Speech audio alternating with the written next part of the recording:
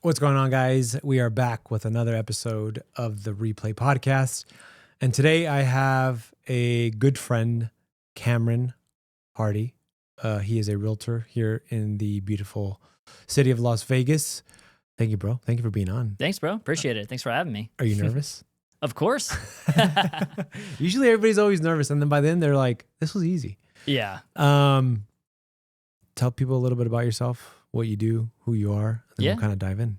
So a little bit about me. Born and raised in Las Vegas. 32 years old. Been a real estate agent for 10 years now. Started in December 15th, 2015. Jeez. So, man, it's been a while. Yeah, it's been a good minute. It's been great. Yeah. Dang. Okay, so born and raised. So you're one of the, I feel like it's becoming, before you guys used to be called unicorns. Yeah. Now it's like more and more common. I think so. I mean, I know a lot of people from Vegas, but when you're, when you move here and you're like, oh my, you're actually from Vegas. It's like, you think like you don't hear it often, but I mean, I guess we all congregate together. We all know each other. Yeah. So what did you do right out of high school? Right out of high school, I was actually a store manager at Zumiez. Okay, sweet. So that's kind of where I started like learning sales. Okay, yeah. I had to have super uncomfortable conversations with random people that would walk in, and I'm supposed to greet them in like within like 5 seconds. What do you want to buy? Yeah. What are hey, you how's here it going? Welcome to What the hell do you want? Yeah. Yeah. So how did real estate come about? How did all that come about? When I was in high school, my dad, he actually owned, at that time, we owned 6 properties, including the one that we were in. Okay. He rented out the other 5. We were in the one. And I always just had a love for it. When I was younger, I would, like when renters would move out, my dad would actually take me with him and we'd go fix up the properties. We'd paint or we'd do something with them. So whatever's needed. Yeah. So I just kind of like, I really liked that aspect of like spending time with my dad and then real estate. Okay. And then it just kind of transitioned. Like I feel like I always like knew that I wanted to get into real estate. I just wasn't sure when that time would be. Yeah. But I think just the natural progression of like sales that I was in and wanting to do something bigger with my life too. I just felt like real estate was the vehicle. So how many years did it take you from graduating high school to becoming a realtor? How many years in between was that? Yeah. So I was outside of Zumiez. Mm-hmm. So I just realized after a certain amount of time that I really didn't want my manager's life. Mm-hmm. Like I love my manager. He was great. Mm-hmm. Actually I'm still in touch with him today. But I looked at his life and I was like, I don't want your life. I don't know. Like it was nothing serious. It was just I didn't something love different. It. You wanted something different. And so I went into the industry. Okay. I was a bar back at a restaurant called Chayo, which I think it's still there on the strip. Okay. Yeah. In the link. And then and then from there I went to the Palms Casino and I was a bar back at the pool. Oh, nice. And then I transitioned to a busser, and then I did that for a couple years, and worked up at Ghost Bar as well too. So I was doing like double shifts, like working at the pool at night or at the day, and then I would work up at Ghost Bar at night. So, it was good money back then, but it was just I would look at the situation, I'd look at my managers, I'd look at the people I'm working with, and they just hated people. like they hated people. And like I hate this place. I've always liked hearing people's like their situation, like meeting them. So working on the strip, it was great because I would meet so many different new people and hear about their lives and what they were interested in, what they were doing for work. And I was always fascinated just to hear how people were making money. It was great. So what clicked or what happened where you're like, man, okay, I'm getting my real estate license. Fuck this. Yeah. So it was actually when I was working there. I was probably working 14 to 16 hour days. Like just working at the with pool. both jobs. Right? Yeah. And it was good money. Like I was making cash, tips, whatever. And I made great money when I was there. Yeah. But I realized I'm like, man, there's got to be another way. There's got to be something better. There's got to be something better, And I was thinking about my dad, and I was like, wow, like I remember he was always there for like to take me to school or like anything I needed, like while he owned the rentals. And I was like, man, maybe I should get into real estate. So while I was actually working at the Palms, I actually got my real estate license like during that season. Okay. And as soon as I got it, I waited a little bit It was like 2 or 3 months, and then I just said, "Screw it, I'm going." I'm going all in. Yeah, I'm going all in. So I quit that. I went in full time December, and yeah, the rest is history, man. Who was your first brokerage that you were at? First brokerage, I drank the Kool-Aid. I went to Keller Williams. Keller Williams. Yeah, Okay. KW. Okay. And how was that experience? It was good. Like, I don't regret it at all. Mm-hmm. I really feel like I learned a lot. They have a great training program over there. For like new realtors, right? I heard it's yes. really, really good. Yes, it's great. Yeah. They do take a higher split. I'm not sure what it is now. It was 70-30 back then when I joined. But again, like, I didn't know what I was doing. So any direction or anything that I could get, I was going to take. And I felt like they had the best training at the time, 10 years ago. I'm sure it might have changed. I don't know now, but it was a good experience. Like, I feel like I had a lot of hands-on training, learned like open houses, learned how to cold call. I don't know. I just learned the aspects of real estate. Okay. Learned how to manage a database, all the important stuff, like the fundamentals, essentially. Absolutely. Yeah. So then where'd you go after Keller? So after Keller, I actually jumped around to a couple different Keller Williams brokerages thinking that I was going to find something different. But I actually realized that, like, if you want to create the environment, like, you have to be the one to create it. Like, you might find it somewhere else, but overall, like, you're going to have to be the one to create it. So that was a super empowering thought. Like, I learned, like, as I was transitioning different brokerages and trying to figure it out. Yeah. But after Keller Williams, I ended up going over to Forever Home Realty. Forever Home. That was Ryan Pineda. Ryan Pineda. Yeah, Ryan Pineda. Okay. What did you like most about Forever Home? Why did you say, okay, I want to join this place?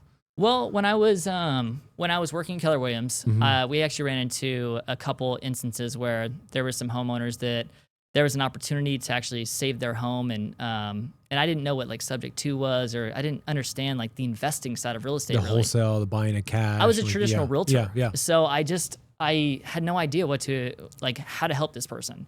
And I kept hearing about, like, creative financing, subject twos, like, different ways. Shit? Yeah, I'm like, what the heck is this? Like, creative what? Is this illegal? Yeah, yes.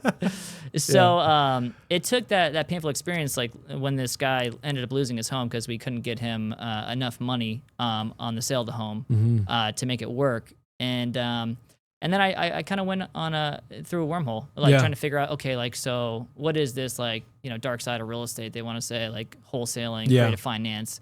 And that's where I found Ryan Pineda. Yeah. And so I interviewed with him and talked to him, and I made the transition. Yeah. And that's really where I learned to understand, like, investing in real estate, wholesale, flipping, and that was really the next step in my journey. Like, do you feel like you actually learned, because people think, like, okay, realtors only buy and sell, like, that's all they can help you with. But right. Do you feel like you learned, like, the greater scope of, like, okay, real estate really is a lot, wholesaling, flipping, the subject to buying and selling. So there's, like, so much. Do you feel like you learned the most there in regards to what makes you such a good realtor now?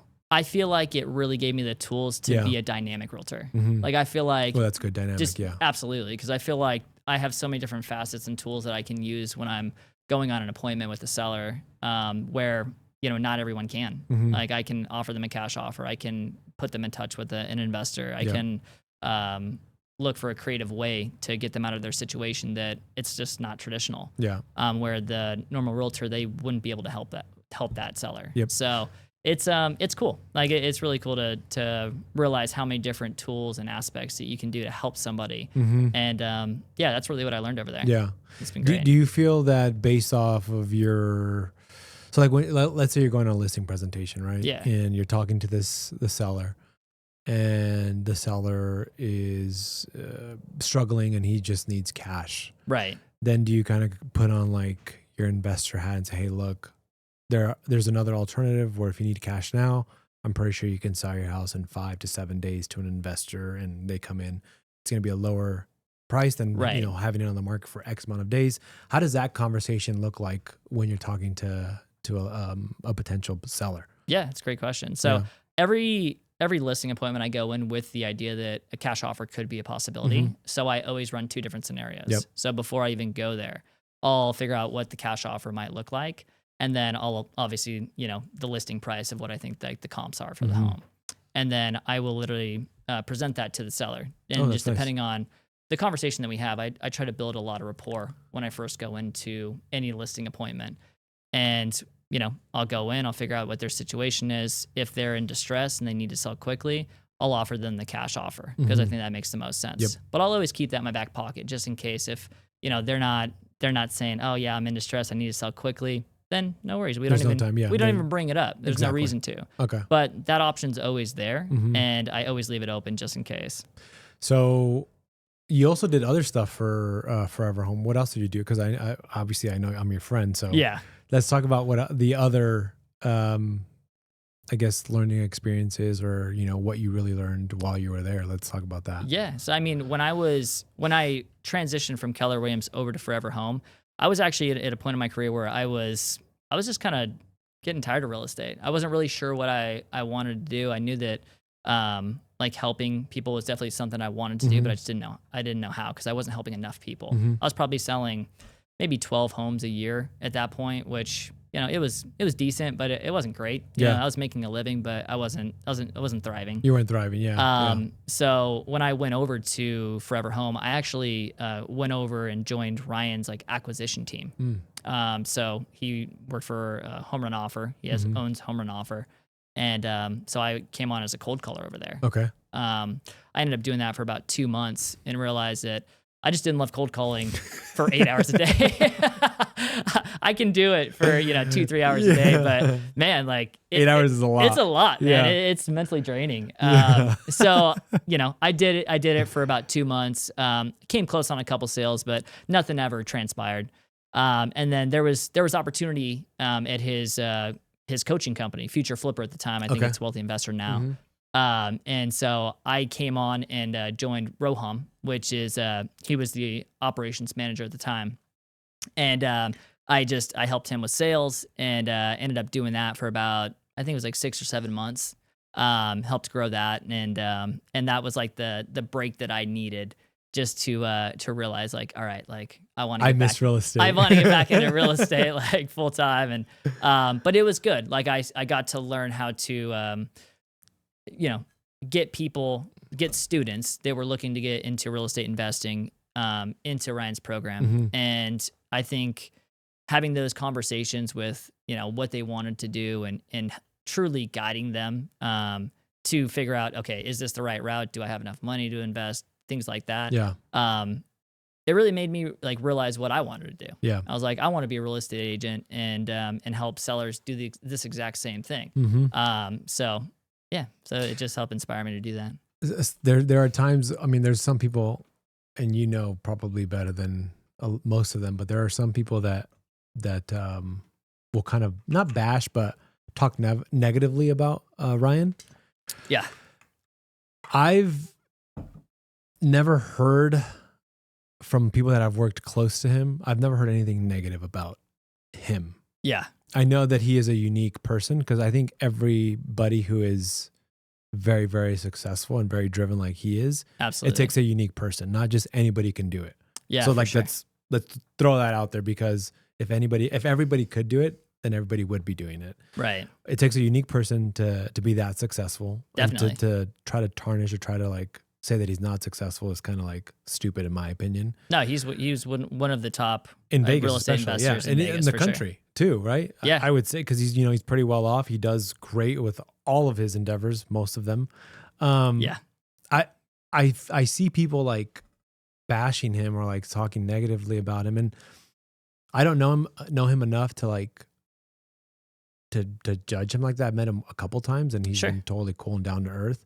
What are your thoughts on people that say stupid stuff like that? I'm a Christian, so I really don't talk bad about anyone. Yeah. But I believe in what Ryan stands for. Mhm. I mean, he's a Christian. Yeah. I think that he's in a interesting space where he's bringing Christianity into real estate investing and into his community. Yeah. So I think anyone who talks about their faith or politics, there's going to be a lot of backlash, and there's going to be a lot of people who are going to think one way, think another, thinking that he's using it for greed.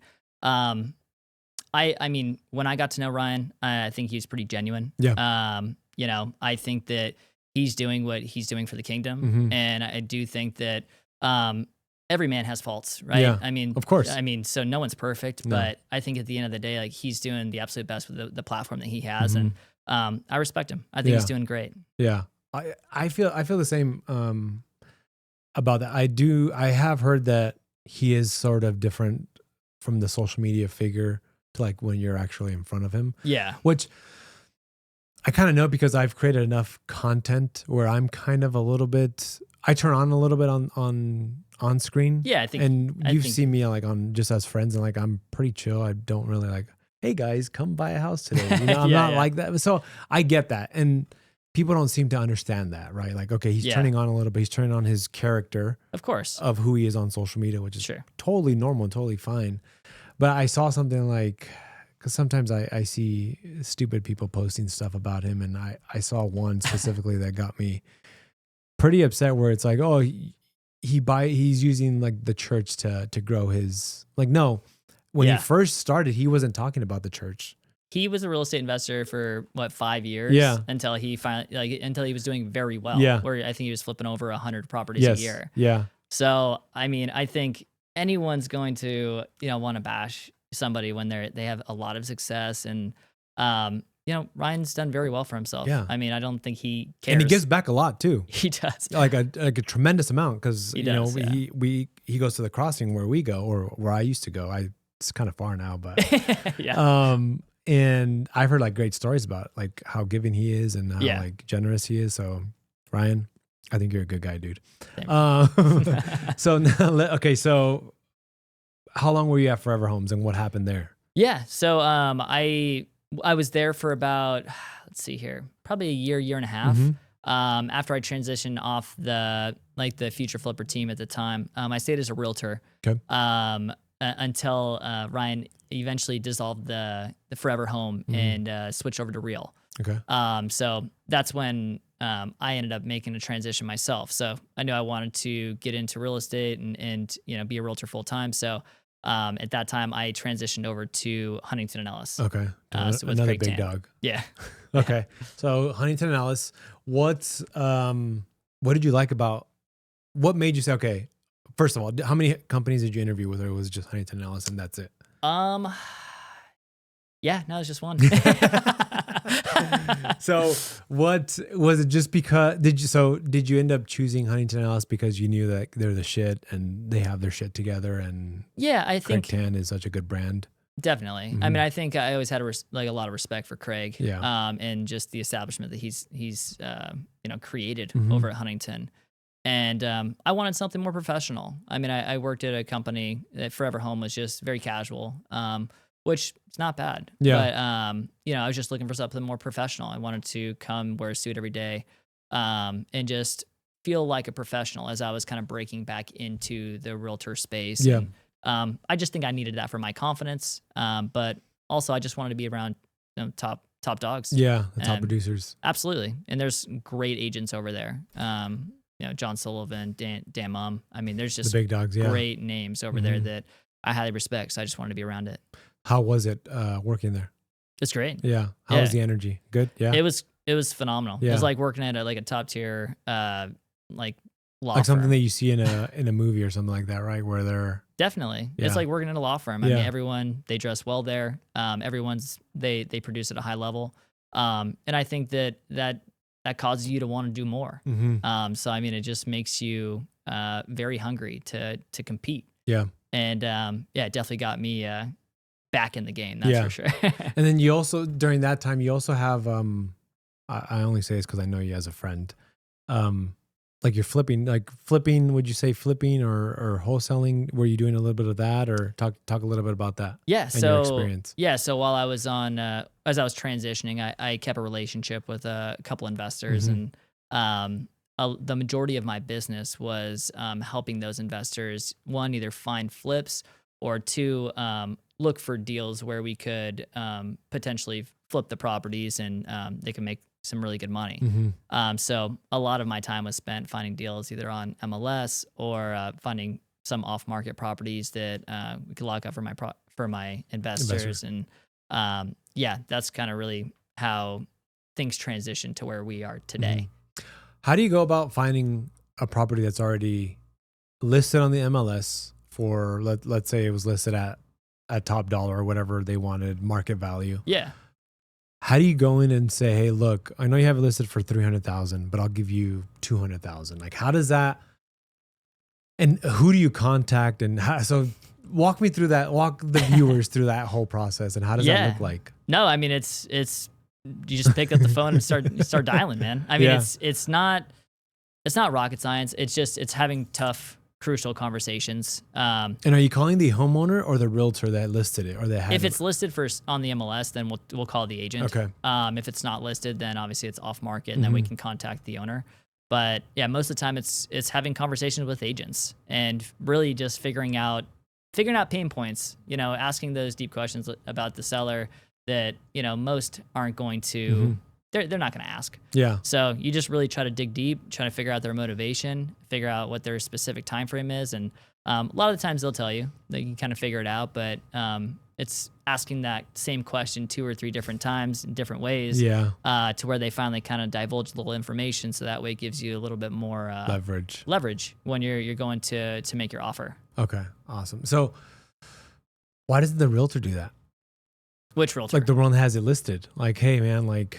It's good. I don't understand why. Yeah, right. I feel like they should. Like they should have those conversations. But that's the thing is like not every agent has an investor who's willing to purchase cash, which is interesting because I mean everyone has access to them. I mean you could just call up Josh Galindo. You could call up Ryan Pineda. You can call up any of them. They'll be your cash buyer. Yeah. Like I've always wondered like when these people say like I found it on the MLS and it was listed. So. And that's what I think makes you kind of special. It's like you can have that entire conversation with them based off of the initial consultation. Like, hey, okay, I need money now. Yeah, I need it for X, whatever the reason is. Okay, great. Here is the alternative route so that you don't have to list your property, and we can get you cash in 5 to 10 days, 15 days tops. Yeah, and it's all situational, man. I mean, I think that's the biggest thing. Is like every seller, like it starts one way, and then depending on how the conversation goes or life events, it could transition while you're in that listing. Yeah, where they're like, I just need a cash offer. We just need to make this happen. I'm done. I need to move. Yeah, and that could be a job change. That could be a divorce. It could be so many different things. Yeah. It's just life, right? I need to pay for surgery, whatever it is. I need to do that. Yeah. Okay. It could be bankruptcy. So, I mean, realtors, there you have it, man. Like, you should have an investor in your back pocket. And if you don't, contact Cameron. He'll connect you. Okay, so Huntington Ellis. Yes. How long were you there for? I was there a little over a year. Okay. Yeah. What was the biggest takeaway? I love Huntington Ellis. I love Craig Tan. I think he's an awesome dude. What was your biggest takeaway that you got from Huntington Ellis? Biggest takeaway? Man, there's making you think over here, huh? There was a lot of great takeaways that I got from Huntington and working on with Craig in general. But I think showing up every day, showing up at a specific time, treating your job like a job, so be a professional. You say you're going to start at 8:30 or 9 a.m., start at 8:30 or 9 a.m. Create those disciplines early, so that way they continue to transition in through all of your habits. Yep. Create good relationships with with your clients. I think key relationships are the most important, like the ones where you're going to invest a lot of time and energy into, but those are going to pay you tenfold. Yep. And I think that's kind of what I took from it. That was my transition out from Huntington. Is I had some key relationships that with investors that I work with that I wanted to do more things with and do more projects with. And so Huntington is a great spot if you're looking to do traditional retail. And I would say it's probably the number one spot if you're going to do traditional retail. But if you're looking to do more investing, that's where the transition to Galindo Group Real Estate, that's where I'm at now. That's really where I wanted to be and really start to focus on investing, wholesaling, that other side of real estate where you can really make a good amount of money. Yeah. So that's what I'm doing right now. Okay. So now you've transitioned to Galindo, and I want to touch on something that you said. We'll talk about Galindo, but yeah, I feel like a lot of loan officers and realtors don't treat this like your traditional job. Like Yeah. meaning Yes. they think, oh, I can wake up at 10, go into the office at 10:30, 11 o'clock. And then, since I don't have a set schedule, I don't, Yeah. I get paid if I close a deal. I don't have to be at an office. But no, like in my coaching program, they would always talk about what you said, the consistency, right? Yeah. 9 to 11, you're making your calls. Yep. Then you take your lunch or your, whatever. But for an hour, you're having like a break because your mind needs it. Right. And then after that, you're doing follow up, like you're following up with your leads, following up with XYZ or whatever, right? Right. And then you could do whatever else you want because by that time it's the end of the day. Yeah, it's so like negotiating. Exactly. You're either negotiating your contracts, Yes. you're preparing for appointments. Then from 3 to 5 or 3 to 7, you're either going on appointments or you're making more calls because you need more appointments. Exactly. So, Yes. yeah. I feel like people get into real estate and loans just like, oh, well, I see people successful. It's like, Yeah.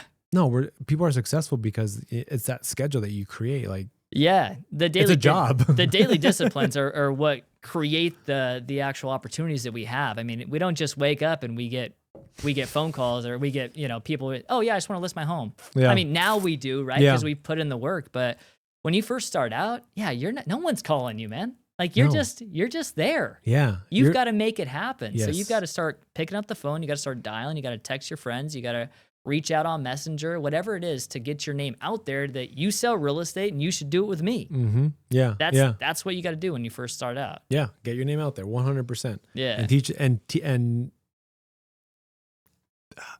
approach it like as a regular 9 to 5 job, even though we don't work 9 to 5. For sure. But that discipline, like, okay, I'm checking in at 9 Yes. and then I'm checking out at 5, right? Whatever that time frame Yeah. looks like. But that consistency of like, hey, I'm showing up at the same time every single day, day in and day out. That's the funny part of real estate, man, is half the people, even today, it's Yeah. like I go in the office and there's hardly anyone there. And I'm there from usually 9 to 5 every Yeah, day. So yeah. it's like funny when you see the consistent people that are there every day and you see that they're the top producers. Exactly. Right. And You'll it's see the like, numbers. Yeah. And it's like, well, that's obvious because Yeah. you're the one who shows up. So. 100%. So you moved to Galindo, which is he's an awesome dude. He's Yeah. super. Josh is amazing. Dude, he has a heart of gold. Great energy. Yeah. And He's genuine. Like he is, so genuine. for how successful he is. Yes. I've had several conversations with that man, and for how successful he is, he treats you just like another, like, hey, dude, he listens to you. That's what I love about him. Yeah, he's a great listener. Yeah. I felt the same way actually before I knew him personally. I didn't know if I loved Yeah. the energy that he was Yeah. putting off. I thought he was cocky, but as I got to know him, like I could not believe how genuine Yeah. like Josh truly was. Like Mhm. he truly wants to listen to you, understand you, and man, he's just a great guy. Like Yeah, he really I'm is. super thankful to have him in my life, and I'm grateful to be at his brokerage Yeah. for sure. He is a good and genuine human, heart of gold. Now, what are you learning there? Because the polished suit guy Yeah. is not necessarily you're not forced to wear a suit there. Not at They're all. very casual, very Not lax, at all. still very, very good energy, very, upbeat. But they're more so like, hey, you can come as you are, like, Yeah. So how has that transition been for you? Because you wear suits. It's funny, man. Yeah, I do. And I'm one of there's a select few people that wear suits there, and I'm one of them. Yeah. But it's great. Like I feel like I stand out, which is not a bad thing, Mhm. right? Like I feel like that's part of my unique brand. And so yeah, every day I'm usually pretty casual, like this, like business casual. Yeah. Not always a tie, but most of the time, if I have an appointment, I usually wear a tie. Mhm. But yeah, man. I mean, it's just part of what we do. Yeah. I love being there. I think that I ended up joining Galindo Group is because I truly wanted to really dig into flipping. Yeah. I realized that being over at Ryan's office, I got a taste, Mhm. and then I got back into real estate. I realized that I could operate as an agent at a high level, Mhm. being over at Huntington. And I realized that between the two, like I want to do a hybrid of them both. Okay. Yeah. So I want to be an agent who's still producing, 24 to 35 transactions a year. Mhm. Maybe on the higher ends, that's why I say 24, because I could do maybe less transactions at a higher volume. Yep. and then also be doing flipping in between that, Mhm. and had that as like my side hustle. Yep. So that's really why I ended up joining is I wanted to be around the people that were doing it. And, if you go to each corner in the office, there's somebody who's doing, A 20, flip. 30 Yeah. flips a year. Oh, So jeez. it's just a huge mastermind of investors and people where you really get to like learn everything that you need to learn and then some. Yeah. Because they teach you the backside of it, The hard numbers, all that hard stuff. money, the numbers. And I feel like the relationships that you're building as well, like, hey, who can I get that's buying this type of, flip, or who can I get, Yeah. like, who are you using for this, right? Or like just the accessibility that you have that you could just go knock on a door right next door and say, hey, dude, I need a countertop guy, or hey, I need Yes. somebody who does turf, right? Yeah, it's huge. It's I just, literally just got somebody last week. yeah, it's Uh, crazy. AC went out in one of my listings, and yeah, we had to find somebody. And you and I both know that if you go to a regular AC guy, that AC is going to cost you what, 8 to 10 grand. You go to a Mhm. flipper and you talk to him, and you get his AC guy. You can do it for 3 to 4. Exactly. So Yeah. it's like I'll get it's you huge. 60, 70% off, dude. 100% all day. Yeah. Yeah. Mm, So it's huge to have those yeah. relationships, and honestly, it's helped me serve my clients better. Yeah. So again, that's what the difference of being like a hybrid agent is. It's like you're able to literally do both. So how many flips, or how many flips have you been a part of? I don't know if you flipped yourself, but I know you've been a part of them, right? Yeah. So Or- I've only flipped one. I Okay. flipped one house with my dad. Okay. And that was during COVID actually. Okay. We flipped it, and I think we made about 60K. Nice. So it was, obviously prices were going up like Yeah. crazy back then. So it was a good flip. Mhm. But I've had my hand, whether I'm like representing the investor or help them find the deals, I'd say probably 15 to 20 deals Okay. over the last like 2 years. And what do you want to do this year? So this year, I'd like to double it, right? You want to do 30 to 40 flips. With the investors that Okay. with the investors that I have, whether I'm helping them or just like helping them find it, Yeah. or me being a part of it, one or the other. I think eventually I'll end up doing it myself, but I'm Yeah. not. So why don't you flip? It's funny, man. I have this conversation with my buddy Aaron. So I share an office with Aaron Yeah. Gennady, for those of you who know him. Yeah. And I think it's really just like where I'm at in my life currently with my wife, risk tolerance, and we're looking to purchase a new home. So I mean, I've got some funds allocated towards that. So overall, I think I could probably end up doing it if I wanted to. I think just with my risk level where I'm at right now, I don't feel comfortable until I have a certain amount of money in the bank. That makes sense. And talking with Aaron, he says, you should have like at least like 60 to 80K saved up. So, that's like the comfort zone to be able to afford everything. And even if like something goes wrong, and 'Cause let's say it will. let's say that the flip doesn't go as planned, and you need to have money to actually pay at the closing table. You always just want to be prepared. So I think those are some of the reasons why I haven't actually done it myself first. Yeah. But You will eventually. That's I your will. That's your end goal. I To 100% get will. okay. Yeah, absolutely. So this year you want to do 30 to 40, be a part of Correct. 30 to 40 flips. Yes. Wholesale, whatever that looks like. What about personal, like real estate, traditional volume? What do you want to do this year? So last year I did 27 deals. Nice. So this year I'd like to do about 40. Okay. That's my goal. Jeez. So man, you could potentially be doing 70 to 80 deals I think combined. I'm including that. Okay, So okay. yeah. So like when I list the properties too, that like we're involved with the flips, I'm including that in there. But I'd Okay. say like 40 deals overall. 40. Okay. Yeah. That's really good. Yeah, it's a good amount for sure. It's funny, like looking back, like when I first started, like I used to look up to people who are doing like 30 to 40 deals. I'm like, wow, like how do they do it? And now I'm kind of like doing it, and I'm like, yeah. man, like I'm like, So yeah, what's your next metric now? Like, right? Who are you going to look up to? Josh, right? Or yeah. Well, that's the thing. It's like I do eventually want to get into real estate investing, and so like I want to be around those people that are doing it, because right now I'm doing the like regular retail, and I'm doing about 30 deals a year, and like it's good, but it's just like you feel like there's more. I think there's more to it, right? Like I want to be my own boss. I want to eventually be calling the shots. Mhm. And like right now, the buyers and sellers, they're the ones who call the shots. I work on their behalf. Mhm. So I think it's cool to do that. I really enjoy working with people, but I'd also like to have that on like where I'm making the decisions and I can design things. And I can do all that. Yeah. That's the goal, right? That's fun. Yeah. So we can all yeah. work for I like ourselves. that. Yeah. 100%. So you're learning here with Josh Yeah. Josh and team. Yeah. What's right now, since you've been there, what's been some of like the more, man, that was awesome moment? Like, oh man, that was cool. Like I'm happy that we did that. I saw you on a billboard already a couple times Yeah. for yeah, top producer or whatever. Yeah, right? I've been a top producer Yeah. since I That's joined. awesome. Yeah. So what does he do? Yeah. Talk a little bit about the fun things that he does for his realtors. Dude, That's Josh- outside of the box. Josh is great, man. Josh, he's I'd say probably one of the number one marketers in Las Vegas. Since I've joined, he's put every top producer on a billboard. That's awesome. Just because he wants to honor the agents that are producing. They're crushing it. Yeah, they're just crushing it at a high level. Mhm. So he puts you on a billboard for I think it's like 2 weeks or something like that, and you get that brand exposure. It's funny. He just did a full blown sign in front of our office, an LED sign.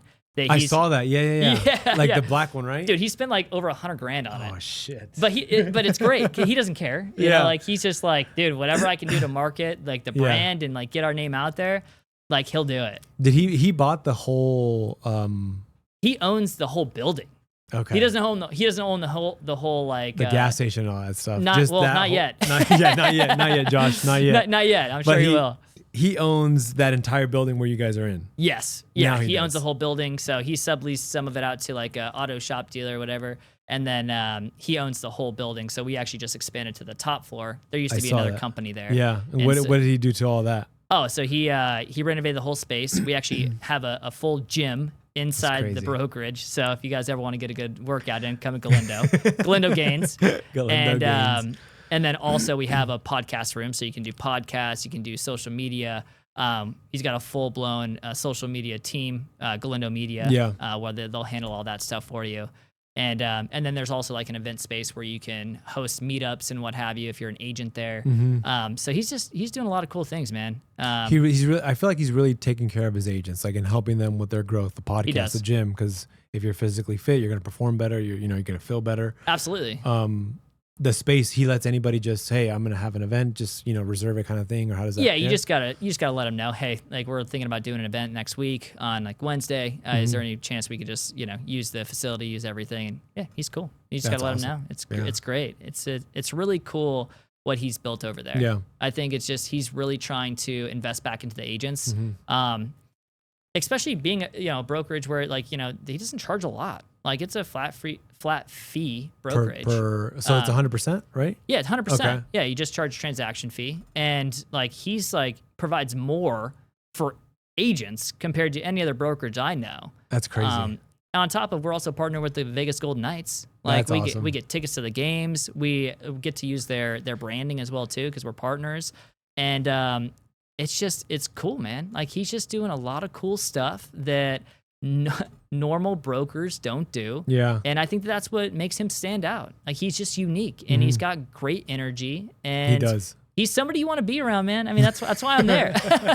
So I know that he had because he at first, and I heard him talk about this, at first people like saw him just as like a flipper company or like he's a flipper, he's an investor. Yeah. And I know that there was a point, I think in the last 4 or 5 years where he kind of like turned it on as far as like, hey, I'm also residential. Like I have a team, or we have a brokerage that also focuses on residential. Right.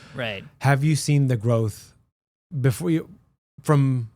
have you seen the growth over the last 2 to 3 years Absolutely. of his brokerage? Yeah, And 'cause- what does he talk about? Honestly, I mean, so like when I was at the other brokerages, I mean, I knew of Galindo Group because he's bought a couple like deals, like his previous partners, they bought some deals for me and what have you. So I've always known the name. But, over the last 2 to 3 years, I feel like he really invested a lot of money into the brand, like Galindo Group Real Estate. I mean, he painted his building purple I right? saw So that. like every time anyone would pass by, Yeah. you're like, oh, who's the purple building? Oh, that's Galindo Yeah. Group, right? Yeah. So like he's always just done these crazy things. Like on Christmas, like during the Christmas season, we have this huge like 100-foot tree I saw that that too. like he Yeah. decorates, and then he also decorates it for Halloween. So it's up for like months. He calls it Galindo Gives or something like that. Yeah, right? yeah, exactly. That's awesome. So it's just he's always doing something more to entice people, to attract somebody, or to get them to talk about him or his brand. And I think that's what's so cool. Like he's got sports cars, he's got like a McLaren. He just puts his brand all over. Yeah, which is yeah, great. Like yeah. every time you see Galindo, like you're like, wow, like he's doing everything. He's doing it right. He's like you said, he is a really, really good marketer, and It's guerrilla marketing, man. Yeah, like that's he's it. willing Yeah. to do anything. Yeah, And exactly. That's what's so cool. Like Yeah. he's gonna get so many different eyes, and then the right eyes, those are the ones that are gonna stay. Yeah, you know? 100%. Now, before we get you off of here, what are your thoughts on the NAR and how that's going to shift the business for the better, for the good, for the worse? What are your thoughts on that specifically? I'm probably the wrong guy to ask, man. To me, it doesn't matter at all. Yeah. Now, Why doesn't it not matter? because I think that the agents who have been doing business and who are doing things the right way, it doesn't change anything. I think the only difference is that, okay, so now you don't see commission on the MLS. That's fine. Like all you have to do is call the agent, figure out what it is. But even if they're only offering 1% or they're not offering anything, if you have a buyer brokerage agreement where if you're setting expectations with your buyer beforehand, you have a conversation, say, hey, listen, I'm going to do my best to collect as much as I can from the seller, but anything that they don't pay me, you're going to pay the difference based off of what I charge. So if it's, say you charge 2.5%, like I'm going to do my best to collect the 2.5% from the seller. It's likely that I'll be able to collect the majority of it. But in the event that they don't give me 2.5%, I will have to charge that as an additional fee to you. And that conversation, I think if you say it with being genuine and showing your value with your unique value proposition of what you do to help them get homes, to help them find the right home for them. I mean, you just got to go in with confidence. Yeah. I think that's what it is. And there's going to be people who don't want to work with you because of it. And that's okay. Yeah. Like I think people are afraid to like turn down business when it doesn't meet like your standard or your like the boundaries that you're willing to go. Like I think I've learned in the 10 years that like you're not going to work well with every single client. And like you just have to be okay with that. Yeah. Like you have to be okay with saying, "Hey, listen, like we don't fit." Yeah. So you can either refer them out to another agent that you know would fit, or you just politely turn down the business. And that's easier said than done, right? Like when you're struggling and need the sale, Yeah. right? A lot of people are going to put up with it. But the truth is, I don't think the NAR settlement I don't think it changes much. I think you're going to see more sellers you're going to see some sellers that were unrealistic from the start, right? They're going to list their property and they're not going to offer anything. But those are the same type of people that would try to sell their home for sale by owner. Yeah. Like it's the same person, right? You're just going to see more of them, and they're going to test it. They're going to try it. And yeah, some of them might sell it. Most won't. And then they're going to offer a co-op or they're going to get a lower price on the sale of their home, because if the buyer has to pay those commissions, then they're going to offer a lower price. Yeah. So either way, they're paying for it. I think it just depends on how. Yeah. My thing with this is it's always been there. The percentage that is able to be negotiated has always been there. Right. And the amount that the seller is willing to give, again, has always been there because they said it. And the buyer's brokerage agreement allows either the realtor to say, hey, look, this is what I want to make, and this is why I deserve to make it, because this is what I'm bringing to the table. Right. Whether it's 2%, 1%, 3%, whatever that is. Whatever it is, yeah. And like you said, you have to sell yourself as to why you deserve that and why you are the best person, whether that's, hey, I have 10 years of experience and I know how to negotiate, whatever your reasoning is. Sure. You're selling yourself. At the end of the day, we're selling ourselves. Just like how we lose business to new builds because they give incentives, right? Right. There's nothing we can do. Yeah, and that's we've part lost. of this. Me and you have lost Yes. 2 this year so Yes. far. I'm that's- sorry. no, I'll get you back, man. I promise. But that's part of the business, like that's the business, right? You're not, like you said, you're not going to win everything. And if somebody's offering something better and it makes the most sense for the client, you're not going to be upset. You're going to be disappointed that you didn't get that check. What would you do that's what you have to ask. Like, what would you do in that situation if you're the client? Yeah. I'm probably going to do what's in my best interest. 100%. That's what we would do. Right. Yeah. And that's just what we have to expect. Like they're going to do what they need to do. And we just have to be okay with it. I agree with you 100%. Man, I can go on and talk about this for a very, very long time. Bro, thank you so much for being on. How can people find you? Let them know right here in this camera. Text, phone, all that good stuff. Yeah, so my phone number is 702-234-2005. If you want to find me on Instagram, it's @Cameron Hardy. And you can shoot me an email, Cameron@hardyandhomes.com. Thank you, brother. I appreciate you, man. Thank you for coming on. Thanks, bro. Appreciate it. Yeah. All right. That was good.